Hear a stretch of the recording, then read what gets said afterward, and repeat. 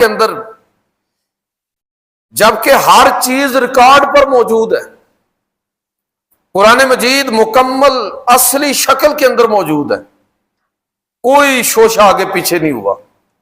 حضور صلی اللہ علیہ وسلم کی زندگی ایسے روزے روشن کی طرح ہے کہ کھاتے کیا تھے، پیتے کیا تھے، پہنتے کیا تھے، چلتے کیسے تھے.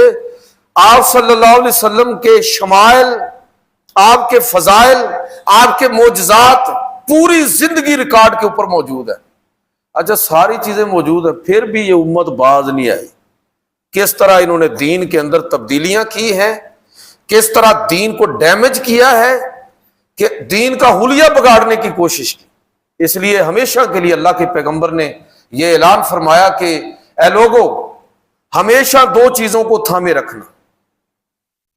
انی ترکت فیکم امرین، جو دو چیزیں تمہارے درمیان چھوڑ کر جا رہا ہمیشہ ان کو تھامے رکھنا.